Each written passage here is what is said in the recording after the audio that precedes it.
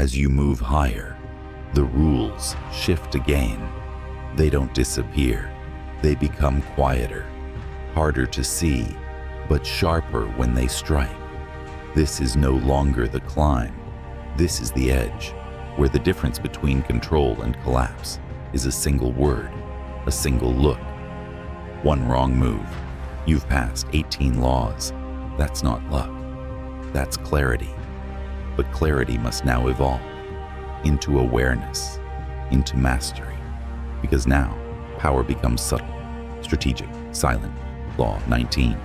Know who you're dealing with. Do not offend the wrong person. There are people who forgive and forget. And there are people who remember everything, even when they say nothing, even when they smile. Some wear their anger on the outside, but the most dangerous carry it inside. They wait. They observe. They collect the small offenses like weapons until they're ready to strike. You must learn to read character, not just faces or tones, but intention, disposition, the cracks beneath the calm. Offending the wrong person isn't about being rude. It's about misjudging the line you were never told existed. Some take insult as fuel. They don't confront you directly. They wait until your back is turned, until they can break what you value most. Know who can handle pressure, who can handle truth, who believes respect is earned, and who demands it unconditionally. The wrong enemy won't come at you head on. They'll come from below, and by the time you feel it, it's too late. Law 20. Do not commit to anyone. Everyone wants your loyalty, but few deserve it, and fewer still can handle what it means. Commitment too early is a form of surrender. You lock yourself into someone else's vision, their plan, their war, their downfall. Power is about flexibility, about observing first, stepping in when the path is clear, not when emotions demand it. Let others show their colors. Let them compete for your value. And when the moment is right, align with whoever benefits you most. But even then, do it lightly. Maintain space, because loyalty in the world of power isn't about feelings. It's about leverage. Stay free, so you can shift when the storm does. Law 21. Play a sucker to catch a sucker. Seem dumber than your mark. Nothing threatens a person more than being outsmarted. Pride is their weakness, and your weapon. Play small. Ask questions you already know the answers to. Let them feel wise. Let them explain. Let them believe. Their confidence grows. Their guard drops, and you gather information about their thinking, their patterns, their limitations.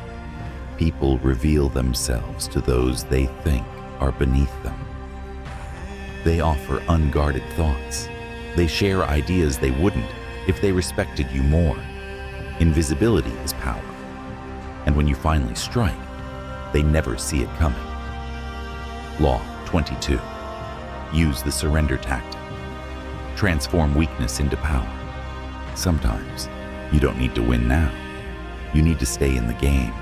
When you're outmatched, when the weight is too much, don't resist directly. Bow. Step back. Let them believe you're broken. Surrender buys you time. It draws in arrogance. Your enemy becomes overconfident, sloppy. They stop watching you. You heal, you learn, you prepare. And when they least expect it, you rise, not from desperation, but from design, the silent strategy, the long game. That's where power lives. Law 23. Concentrate your forces. Energy is limited. Time is limited. Your focus is your most valuable weapon. When you spread yourself across everything, you master nothing. Your influence fades. But when you choose one target, one strategy, and push everything into it, you become unstoppable.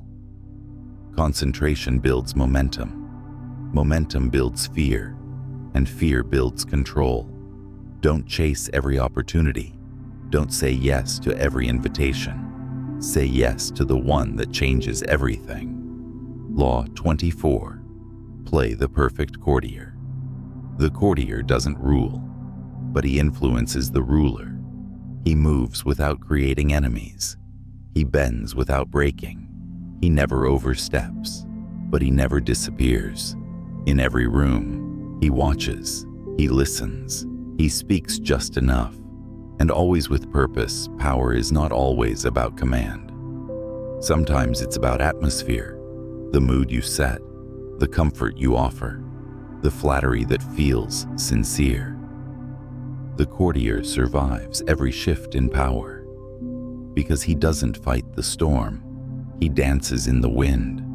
You are now 24 laws deep, and nothing is what it was when you started. You no longer ask what power is. You're starting to see it in everything. In words, in silence, in how people wait before speaking.